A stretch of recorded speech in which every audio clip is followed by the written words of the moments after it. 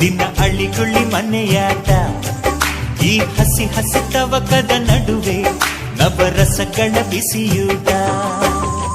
ಈ ಜ್ಯೇಷ್ಠ